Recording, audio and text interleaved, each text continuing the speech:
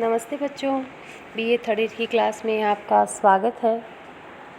आज हम संयुक्त राष्ट्र संघ को शक्तिशाली बनाने के सुझाव पर चर्चा करेंगे। इसका क्वेश्चन आपके यूँ भी आ सकता है कि संयुक्त राष्ट्र चार्टर का संशोधन होना चाहिए या नहीं, आप अपने सुझाव दें। तो दोनों ही टाइप के क्वेश्चन आएंगे, तो उसके पैटर्न यही रहेगा। देखिए बच्चों, संयुक्त राष्ट्र संघ के चार्टर में कई दोष एवं त्रुटियां बताई जाती है, जैसे महाशक्तियों का वीटो पावर, संवैधानिक व्यवस्था का अभाव, घरेलू क्षेत्राधिकार का निर्धारण न होना, संयुक्त राष्ट्र संघ की अपनी कोई सेना या पुलिस नहीं होना। तो इन सब के कारण समय समय पे यह आवश्यकता महसूस की जाती है कि इसके चार्टर में संशोधन किया जाए। संयुक्त राष्ट्र चार्टर परिवर्तनशील दस्तावेज है, जिसमें बदली हुई अंतर्राष्ट्रीय परिस्थितियों के अनुसार परिवर्तन स्वाभाविक है। समय की गति के साथ चार्टर में परिवर्तन किया जाना आवश्यक है। संयुक्त राष्ट्र चार्टर के निर्माण के समय बड़े राष्ट्रों के मध्य विचारों में कुछ अंशों में समानता थी, परंतु अब राजनीतिक, आर्थिक एवं सैद्धांतिक मतभेद बहुत अधिक बढ़ गए हैं। लेकिन फिर भी हमें लगता है कि संयुक्त राष्ट्र संघ में ये संशोधन किए जाने चाहिए।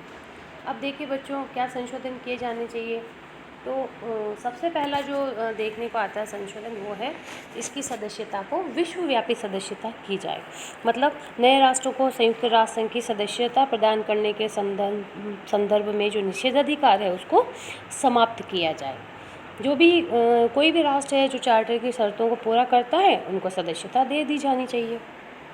दूसरा है बच्चों, वीटो व्यवस्था में सुधार किया जाना चाहिए, क्योंकि इसके कारण संयुक्त राष्ट्र संघ वास्तविक निर्णय नहीं ले पाया और कई बार मानव जाति के लिए संकट उत्पन्न हो गया।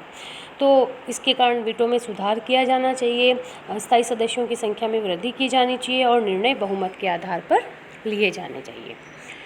इसके अतिरिक्त कुछ विद्वान ये भी कहते हैं बच्चों कि शांति भंग, आक्रमण की स्थिति, सैनिक कार्रवाइयों के प्रश्न ऐसे प्रश्न हैं जहां निषेधाधिकार की व्यवस्था को बनाए रखना हितकर होगा।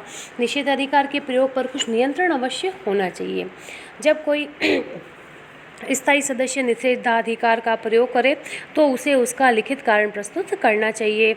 मतदान में भाग न लेने एवं बैठक में अनुपस्थित रहने को निषेधाधिकार नहीं माना जाना चाहिए। फिर बच्चों, आर्थिक और सामाजिक परिषद में भी सुधार किया जाना चाहिए। किया जाना चाहिए, तो सबसे पहली बात तो ये आर्थिक और सामाजिक परिषद को महासभा के नियंत्रण में जो कार्य करने का विकल्प है उसे परिभाषित कर दिया जाए, तो प्रक्रिया संबंधी परेशानी नहीं आएगी। महासभा की स्थिति में भी सुधार किया जाना चाहिए। महासभा को विश्व संसद का रूप देना चाहिए। सुरक्षा परिषद को संयुक्त राष्ट्र की कार्यपालिका के रूप में और महासभा के प्रति उत्तरदायी बना देना चाहिए। कुछ विचारक तो ये भी कहते हैं कि महासभा के प्रतिनिधित्व की पद्धति में भी परिवर्तन होना चाहिए और जनसंख्या के अनुपात में उसको प्रतिनिधित्व वहाँ पे मिलना चाहिए। नेक्स्ट है घरेलू क्षेत्राधिकार का उचित निर्धारण किया जाए। देखो बच्चों, चार्टर का जो अनुच्छेद 2 के खंड 7 ये कहता है कि संयुक्त राष्ट्र संघ किसी भी राष्ट्र के घरेलू मामलों में हस्तक्षेप नहीं करेगा और न ही वह सदस्य राज्यों को इस बात के लिए बाध्य करेगा कि वे अपने अंतर्राष्ट्रीय मतभेदों को संयुक्त राष्ट्र के संग निपटारे के लिए प्रस्तुत करें।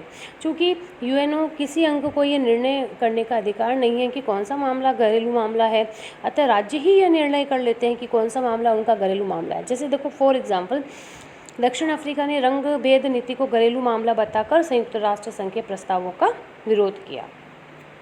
अब बच्चों हैं, इसके अतिरिक्त अंतर्राष्ट्रीय न्यायालय का क्षेत्राधिकार में भी अनिवार्य होना चाहिए।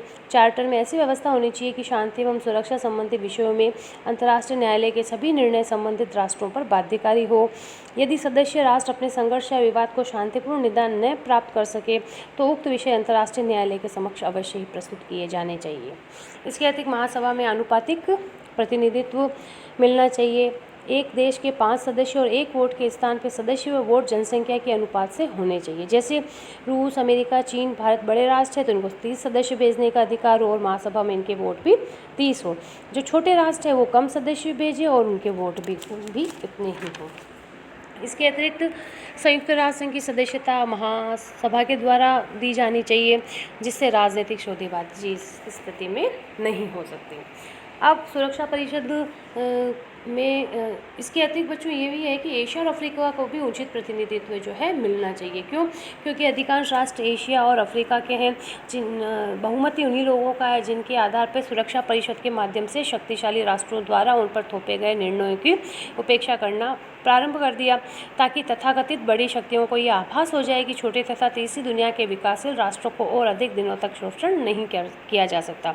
अतः आवश्यक है कि ऐसी व्यवस्था की जाए कि जो नवोदित शक्तियाँ हैं छोटे राष्ट्रों के मध्य समन्वय हो, ताकि एशिया, अफ्रीका और लैटिन अमेरिका की नवोदित राष्ट्रों की राजनीतिक आकांक्षाओं को पूरी तरह मान्यता प्रदान की जा सके। इसके अतिरिक्त सुरक्षा परिषद को सामाजिक कार्य सौंपने का सुझाव भी दिया जाता है, लेकिन वो शांति और व्यवस्था बनाए रखने तक ही ठीक है। सुरक्षा परिषद की निश्चित अवधि में बैठक होनी चाहिए। इसके अतिरिक्त सबसे इम्पोर्टेंट है कि यूएनओ का खुद का सैनिक बल होना चाहिए, तभी वो अपने आदेशों की पालना सही ढंग से करवा सकते हैं। आय के विश्वसनीय स्वतंत्र स्रोत भी नहीं है, तो प्रत्येक सदस्य को कम से कम 0.01% का न्यूनतम अंशदान करना आवश्यक है, ताकि यूएनओ की कार्यवाही सही ढंग से चलती रहे। आज इतना ही बच्चों, धन्यवाद।